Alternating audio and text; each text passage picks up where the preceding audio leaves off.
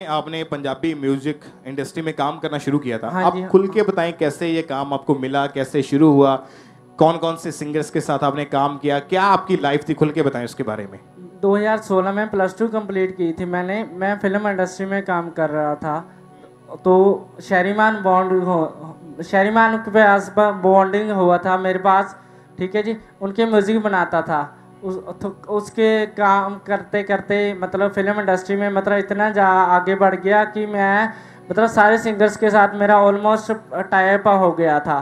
तो मतलब करते करते फिल्म भी बनाता गया, म्यूज़िक सीखता गया। फिर उसके बाद मैंने वीडियो बनानी स्टार्ट कर दी, वीडियो डायरेक्टर बन गया, वीडियो डीओपी की मैंने, कैमरा वगैरह चलाई। उसके बाद मतलब मैं थोड़ा थोड़ा ज़्यादा चल गया। ठीक है, तो मैं आगे आगे लड़कियों के चक्करों में पड़ गया। तो मैं आपने उसके जो बॉलीवुड इंडस्ट्री के जो जाने माने लोग हैं उनके साथ आपने काम किया हुआ है। हाँ जी, हाँ जी। इन्होंने जिन जिन के साथ काम किया उनके फोटोज को आप देख सकते हैं, बड़ी स्क्रीन पे हम देखेंगे कि जो वहाँ के लोग थे, वहाँ के उन्होंने उनके साथ काम किया। पहले म्यूजिक बनाते थे, फिर वीडियोग्राफी का भी काम शुरू कर दिया आपने। हाँ जी, हाँ जी। आप बताएं कि काम आप करते थे इंडस्ट्री में, काम तो आपको मिल गया, लेकिन उसके कारण आपके जीवन में पाप था बहुत सारी चीजों के। हाँ जी, हाँ जी। क्या था ऐसी चीजें आपके जीवन में, कौन कौन सी? 2016 से जहाँ इस लाइन में पढ़ा था, मैं वेब 4 में तो पहले से ही था, लेकिन मैं लड़कियों के चक्करों में भी था। लेकिन जब मैं इंडस्ट्री में पढ़ा, लड़कियों के बहुत सारे मैसेज आने लगे, बहुत सारी लड़कियों की बातें करी, रात रात पूरा पूरा दिन बातें करते रहना। फिर मतलब वेब 4 में चला गया। ठीक है, तो एक लड़की मतलब मिली ऐसी कि वो कहती मैरिज करानी है। उसने मतलब ऐसे मेरे साथ रही लिविंग रिलेशन में 3 महीने। उसके बाद उसने मेरे को टॉर्चर वगैरह करने स्टार्ट कर दिया मेरे फ्रेंड के साथ।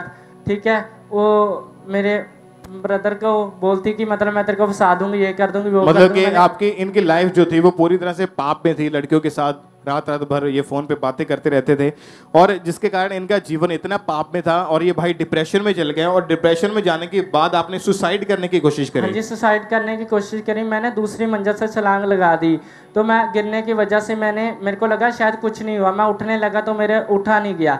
तो जो मेरे फ्रेंड थे वो कहते भी ऐसा है, इसकी रीढ़ की हड्डी टूट गई है, तो अभी 4 बजे हैं, इसको बोरी में डाल के ना फेंक देते हैं, मतलब ऊपर ले चलते हैं, फिर बाद में नहर में फेंक देंगे। मैंने उसको बोला कि जब मैं यहाँ से बच सकता हूँ दूसरी मंजिल से गिर के, तो फिर मैं वहाँ पे भी बच जाऊँगा।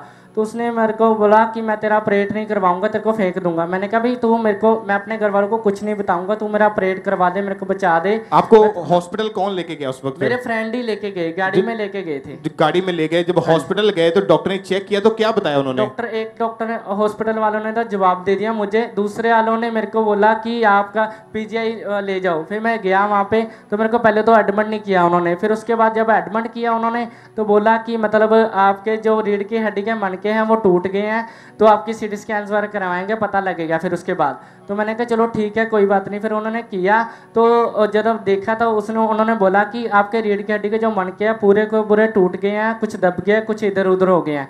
तो फिर बाद उन्होंने बोला कि आप तो इनके फ्रेंड हो, तो आप इनकी पेरेंट्स को बुलाओ। तो मैं मेरे पेरेंट्स को बुलाया, तो 3 दिन बाद मेरे पेरेंट्स वहाँ पे पहुँचे। तब तक मैं वेंटिलेटर भी पड़ा रहा 3 दिन, ग्लूकोज के सारे। फिर जब मेरे घर वाले पहुंचे, उन्होंने मैं बोला कि ये बच नहीं पाएगा, बचेगा तो सिग्नेचर करके हम बचाएंगे। तो उन्होंने सिग्नेचर कर दिए मतलब। ठीक है, उसके बाद मतलब 2 दिन मेरे को आईसीयू में रखा। ठीक है, फिर ऑपरेशन किया। ऑपरेशन के दौरान भी मेरे को आईसीयू में रखा 1.5 दिन। फिर उसके बाद 8 दिन इमरजेंसी वार्ड में रखा। उसके बाद उन्होंने बोला कि हमारे से कोई डॉक्टर नस दब गई रीढ़ की हड्डी की, उसकी वजह से इसका नीचे वाला पूरा शरीर हिस्सा खड़ गया है, तो आप फिजिकल थेरेपीज वगैरह करवाएं। मैं फिजिकल थेरेपीज वगैरह 1.5 महीने 2 महीने करवाई। उसके बाद हमारे ना रिलेटिव हैं अंकित, उन्होंने आपका जब ऑपरेट हुआ था डॉक्टर ने उसके बाद ये बोल दिया था कि ये सारी उम्र अपने पाँव के बल नहीं खड़ा हो पाएगा। नहीं खड़ा हो पाएगा। उसके बाद हमने मतलब डॉक्टर ने बोला कि फिजिकल थेरेपीज वगैरह करवाएं, शायद खड़ा भी हो सकता है। तो फिजिकल थेरेपीज वगैरह करवाई, उसके दौरान भी कोई फर्क नहीं पड़ा। और आपके जो पेट के निचले वाला हिस्सा था पाँव तक लेके, वो सारा एक तरह से डेड हो चुका था। हाँ जी, मैं बिल्कुल बेड पे चला गया था, वेंटिलेटर के ऊपर पहले आपको रखा गया, ऑपरेशन हुआ। हाँ जी। और कितने स्टिचेस लगे बैक पे? 35 स्टिचेस लगे हुए हैं मेरे बैक पे।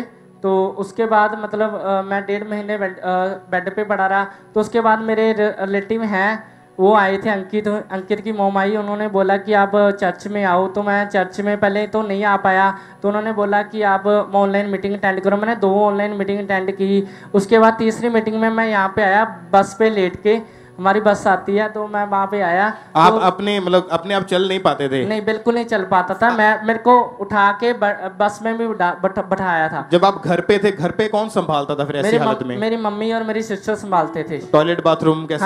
हाँ, उठा के करवाते थे मेरे को। मतलब कि एक तरह से जैसे एक अपाहिज हो जाता व्यक्ति, हाँ जी, हाँ जी, आप पूरी तरह एक डेड बॉडी की तरह बस बेड पे लेटे थे। हाँ जी, वहीं पे आपको खाना खिलाते थे। हाँ जी। और जब आपको आईसीयू में शिफ्ट किया था ऑपरेशन के बाद, उसके बाद आर्टिफिशियल ऑक्सीजन लगी, यूरिन पाइप लगा दी, हॉस्पिटल वालों ने आपका ट्रीटमेंट तो कर दिया, लेकिन आपको कोई भी फर्क नहीं था उसके कारण। हाँ जी। जब घर आ गया तो फैमिली ने संभाला। हाँ जी। रीढ़ की हड्डी के ऊपर बिल्कुल भी आपका भार नहीं डलता था? बिल्कुल, मैं स्ट्रेट ही बैठता था, खाता पीता सोता जो भी सीधा ही करता था, कुछ भी नहीं कर पाता था। बिल्कुल मैं बेड पे ही चला गया था सर। उस समय जब बेड के ऊपर पड़े हुए थे, उस समय मन में क्या आता था कि यंग एज में, मैं जवानी की एज में, मदर फादर की मुझे सेवा करनी चाहिए, अब मैं उनसे करा रहा हूँ, उस समय मन में क्या आता था बेड पे पड़े? होता था कि मतलब मेरे पेरेंट्स मेरी सेवा करते हैं, मतलब मेरी बहन ने मेरी टॉयलेट साफ करी, मेरी मम्मा टॉयलेट साफ करते, नहलाते धुलवाते, मेरे को बहुत ओपरा लगता था। मेरे को ऐसे लगता था कि मैं मर जाऊँ ऐसी ज़िंदगी से, तो ठीक है। लेकिन उसके बाद मेरे घर पे मेरे अंकित फ्रेंड है, उनकी मम्मा आई, उन्होंने बताया कि ऐसा मेरे को सब कुछ पहले ही पता था, होना है आपके बेटे के साथ, तो लेकिन चलो कोई बात नहीं, अब आप मीटिंग्स अटेंड करो। 2 मीटिंग अटेंड करी, उसके बाद मैं तीसरी मीटिंग में यहाँ पे आया, तो उन्होंने मीटिंग मैंने अटेंड करी, फेथ रख के, विश्वास रख के, पास्टर पापा जी ने जो भी बोला मैंने मीटिंग को पूरा सुना, तो देख के मतलब अपने ऊपर बेत किया, ठीक है। उसके बाद मैं पहले दिन जब घर पे गया तो मेरे को मतलब कंफर्टेबल थोड़ा हल्का हल्का फील हो रहा था। वो मैं जब घर पे गया मेडिसिन खा के सो गया, मेरे को पेन किलर देते थे, पेन किलर खा के सो गया। पेन किलर खाने के बाद सो गया। रात को सुबह उठा तो मेरा पेट पूरी तरह से फुल गया था, वॉशरूम पूरा भर गया था पेट के ऊपर, बाथरूम की नाली भी नहीं आया था। तो मैंने उसके बाद डॉक्टर, मम्मी ने डर के, मम्मी ने डॉक्टर को बुलाया, तो उन्होंने बोला कि इसका वॉशरूम पेट पे ही है। तो उन्होंने पैप की निकाली, तो देखा मैंने वॉशरूम मतलब 3 घंटे में 3 बाल्टी वॉशरूम कर दिया था। उसके बाद मेरे को बाथरूम प्रॉपर से मतलब मैंने दोबारा वो नहीं लगाई, नाली नहीं लगाई। तो उसके बाद टॉयलेट का भी मेरे को पहले दिन ही पता लग गया था यहाँ पे आने के बाद, ठीक है। उसके बाद मेरे को फेथ विश्वास हुआ, मैंने क्या कहते हैं वर्शिप वगैरह सुनने से, बाइबल वगैरह पढ़नी स्टार्ट करी, घर पे सब कुछ करा। तो उसके बाद मैंने अगले संडे आया, फिर थोड़ा थोड़ा चलने लग गया हाथ पकड़ के मम्मा का, फिर उसके बाद स्कंजे से तुरने लग गया, फिर एकदम से मैं ठीक हो गया। मतलब 3 महीने में यहाँ पे पूरा आया, उसके बाद में प्रॉपर ठीक हो गया। तारीफ करें पहले जोर से जीवित खुदा के नाम को महिमा दे, बड़ी गवाही के लिए। क्योंकि जब ये भाई घर पे थे, बेड पे पड़े हुए थे, तो इनकी फैमिली, मम्मी वही इनको संभालते थे, पूरी तरह से व्हीलचेयर के ऊपर थे, और ये स्पेशल बेल्ट डॉक्टर ने बोली थी इसको लगा के रखते थे। हाँ जी सर। अगर खड़े होने की कोशिश करते थे तो इसको लगाना ही पड़ता था। हाँ जी, खड़ा होना बिल्कुल मेरे से खड़ा ही नहीं हो जाता। जैसे अब मैं खड़ा हूँ, झुक पाता हूँ, चल पाता हूँ, कुछ भी कर सकता हूँ। पहले मैं बाइक वगैरह कुछ भी नहीं चला पाता, अब मैं सब कुछ चला पाता हूँ। और जब ये चर्च में आए, आप इमरजेंसी सेक्शन में बैठे थे? हाँ जी, इमरजेंसी सेक्शन में बैठा था मैं, गद्दे पे लेट के मैंने सारी मीटिंग अटेंड की। मतलब आप बैठ नहीं पाते थे? आपको बिल्कुल बैठ नहीं पाता था। आपको गद्दा दिया गया था, उस पे आप लेटे हुए थे मैट्रेस पे। हाँ जी। 21 अक्टूबर 2021 की जब बात है, थर्सडे मीटिंग में जब इनको व्हीलचेयर पे चर्च में लाया गया था, उस दिन जब परमेश्वर के दास ने हीलिंग के लिए, चंगाई के लिए प्रार्थना करी, प्रेयर करी, तो पूरे बिलीव के साथ इन्होंने अपने लिए उस प्रार्थना को रिसीव किया। रीढ़ की हड्डी के रोगी आजाद हों यीशु मसीह के नाम में। रीढ़ की हड्डी के रोगी आजाद हों यीशु मसीह के नाम में। रीढ़ की हड्डी के रोगी आजाद हों यीशु मसीह के नाम में। सब तरह की दुष्ट आत्माएं आपकी बॉडी को छोड़े और चली जाएं। सब तरह की दुष्ट आत्माएं, वो अशुद्धता की हों, वो जादू की हों, वो टोने की हों, वो शैतान की आत्माएं यीशु मसीह के नाम में फायर को रिसीव करें और निकल आए। होली गोस्ट।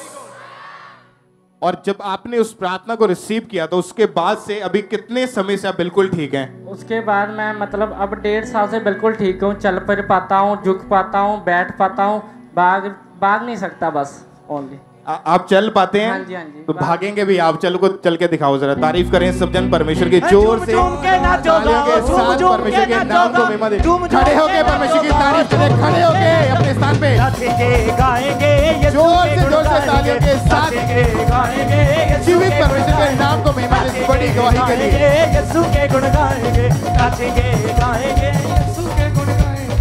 इस भाई ने बोला कि मैं खड़ा हो पाता हूँ, झुक पाता हूँ, चल पाता हूँ, लेकिन दौड़ नहीं पाता हूँ। जिस परमेश्वर ने इस भाई को बेड से उठा दिया है, इसको खड़ा कर दिया, इसको चलने का बल दे दिया, झुकने का बल दे दिया, वो इसको कंप्लीट हील करेगा और ये भागेगा यीशु मसीह के नाम में। और बड़ी गवाही इनके जीवन में। आप तालियों के साथ ऊंची आवाज में हालेलुया बोलते हैं। जीवित खुदा के नाम को महिमा दे। अरे झूम झूम के नाचो, जोर से जोर से जोर से झूम झूम के नाचो, झूम झूम के नाचो, झूम झूम के नाचो गाओ। चले चले चल के दिखाएं, परमेश्वर की तारीफ करें जोर से जोर से। झूम झूम के नाचो, नाचेंगे गाएंगे यीशु के गुण गाएंगे, नाचेंगे गाएंगे यीशु के गुण गाएंगे। अरे नाचेंगे गाएंगे ढोल बजा के गाएंगे।